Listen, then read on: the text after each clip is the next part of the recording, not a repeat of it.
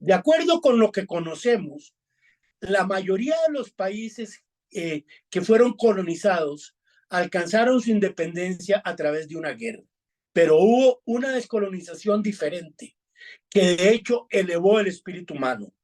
Fue hace menos de 80 años y le enseñó al mundo un punto más alto de la evolución del hombre.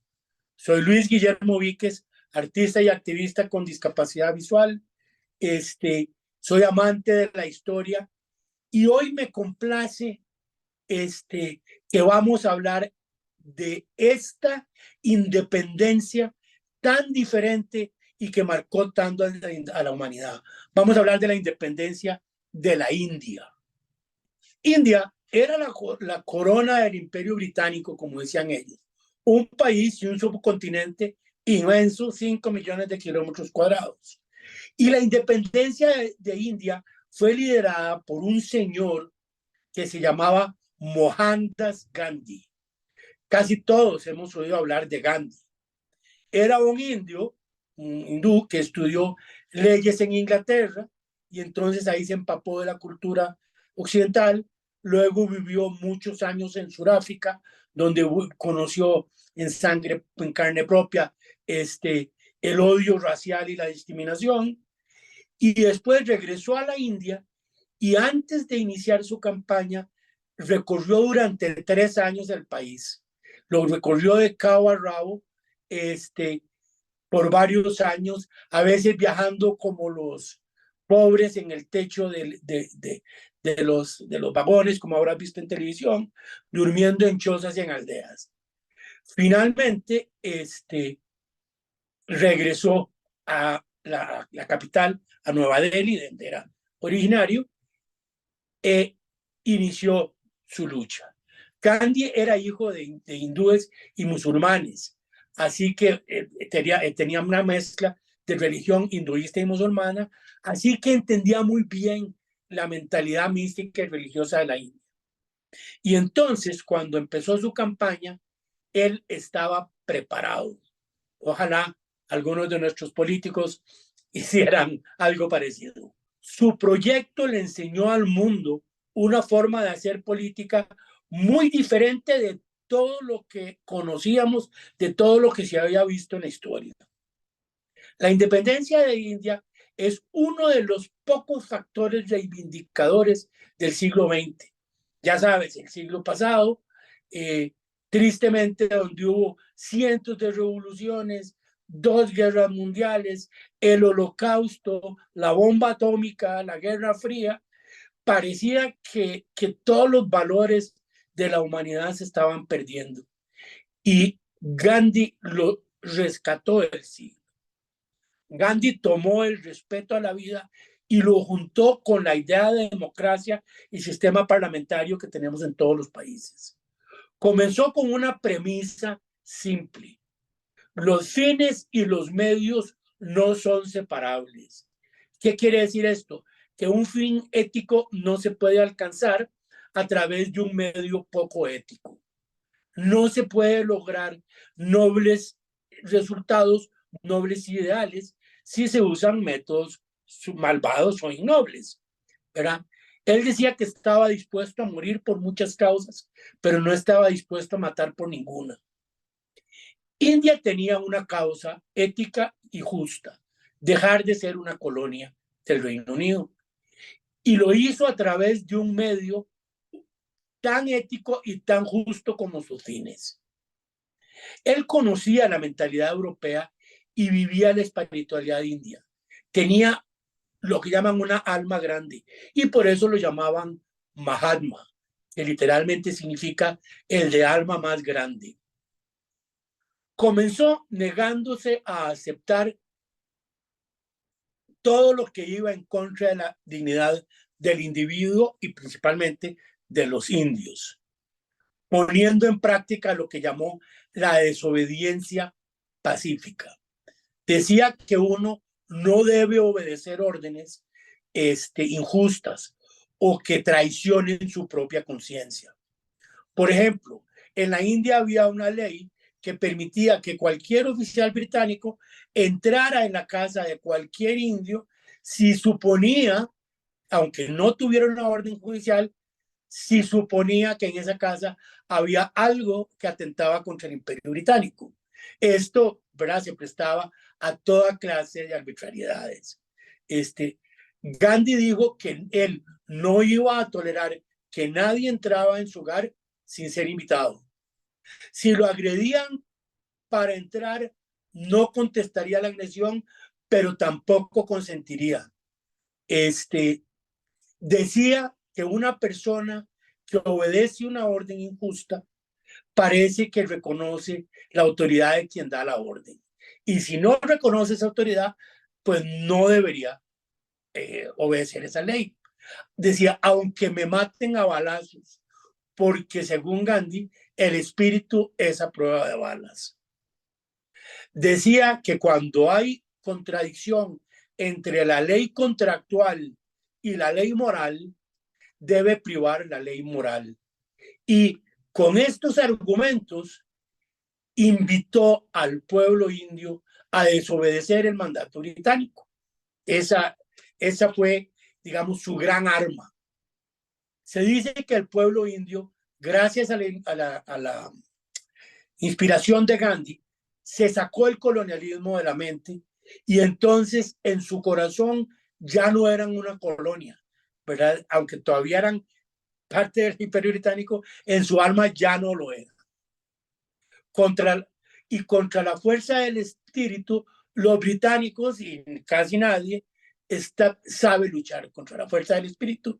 Así que los británicos estaban derrotados moralmente, aunque por supuesto hicieron correr sangre India por 20 años, porque el asunto tomó mucho tiempo. Entonces, Gandhi y su gente atacaron con la no violencia al poderío del ejército británico.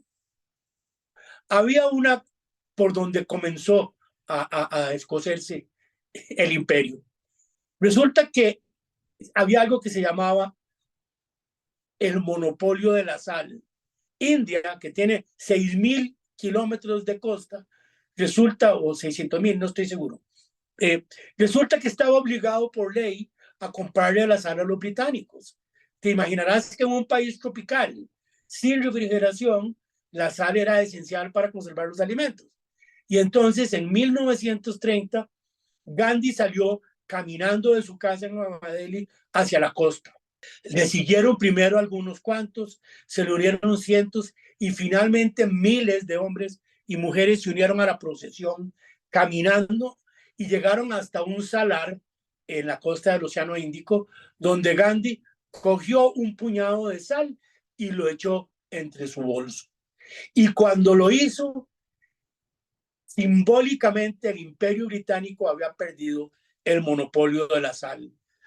Los británicos evidentemente reaccionaron violentamente, hubo muchos muertos, hubo mucha sangre, pero la noticia de Gandhi y la marcha de la sal recorrió el mundo. Y como decían los periodistas de aquella época, el imperio había sido avergonzado, ¿verdad? La marcha de la sal fue el principio. Los británicos tenían también en la India el monopolio de la fabricación de telas. En India no se permitían las fábricas textiles. Los indios por ley estaban obligados a importar las telas y la ropa de Inglaterra. Los productos artesanales indios pues simplemente no podían competir por precio, cosiendo a mano ropa estilo europeo, que era la que se usaba, para saco, chaleco, pantalón, camisa, sombrero, corbata, zapatos, en fin. Esos productos producidos artesanalmente en aquel entonces y ahora eran mucho más caros que los que venían hechos de fábricas de Inglaterra. Entonces Gandhi puso en práctica una solución simple. Cogió una antigua rueca, espero que todos sepan qué es una rueca, que es una máquina que usaban nuestras tatarabuelas para hacer el hilo. Entonces cogió una antigua rueca, se hizo su propio hilo en un telar, confeccionó sus propias telas y con eso cosió su propia ropa. No usaría nunca más ropa europea y con su ejemplo, él le dijo a la gente que podían hacer lo que él hizo. Ir al armario, sacar toda la ropa inglesa y quemarla en el patio. Y si solo les quedaba un trapo para vestir, llevarlo con dignidad. Por eso la rueca está en la bandera de la India. Comenzó por la ropa y en poco tiempo solo utilizaba cosas hechas en la India. De hecho, pasó algo curioso, que es que se reinició la industria artesanal, la industria textil artesanal. Por ejemplo, llegó el sari, que usan las mujeres, al mundo de la moda. Y entonces, de repente, en las grandes tiendas del mundo, el sari desplazó a la moda francesa, a la moda inglesa, un producto artesanal de la India. Lo mismo ocurrió con la cristalería, con otros productos, con las cosas de piel, en fin. India era la joya de la corona y Gran Bretaña había colonizado, de hecho, los países que estaban en el camino, es decir, Palestina, Irán, parte de Irak, Egipto, Afganistán, porque estaban en el camino a la India. Ellos tenían que llegaban por mar y por tierra porque era la joya de la corona. Los británicos, con su poder militar, ¿verdad?, jamás habrían soltado a la India en una guerra de independencia. Es decir, si India hubiera hecho una guerra como las que hubieron en nuestros países, nunca hubiera ganado su independencia. Pero Gandhi sabía que la única forma de vencer a los ingleses era con la fuerza del espíritu. Era tan grande este señor Gandhi que en los tiempos terribles de la Segunda Guerra, cuando Inglaterra estaba aguantando solita y Estados Unidos aún no había entrado a la guerra, Gandhi le mandó una carta a Churchill diciendo que no tiene honor quien ataca a su enemigo estando en el suelo y que mientras Inglaterra estuviera en la hora de la sombra, India suspendería la campaña de independencia y de hecho lo hizo. Es increíble. Después de la guerra, simplemente retomaron la lucha por la independencia. Dicen que Churchill no sabía qué hacer con este señor.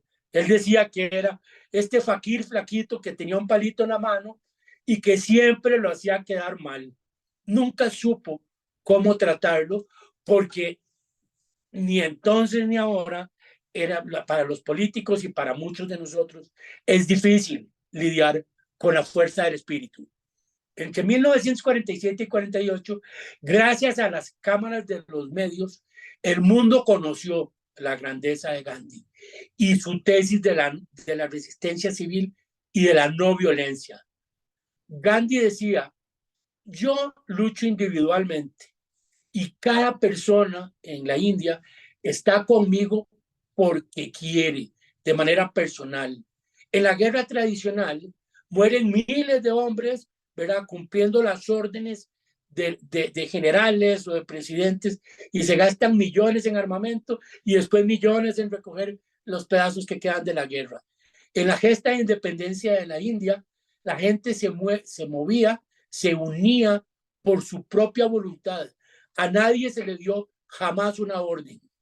India se independizó con el ejército más importante del mundo, la gente, y sin más armas que la fuerza del espíritu.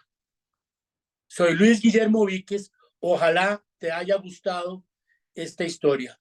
Dale clic en la manita de que te gusta, comparte en tus redes, está pendiente de la próxima publicación de mi audiolibro Breve Historia de la Civilización y yo te espero muy pronto aquí en el colectivo Entre Todos. Muchas gracias.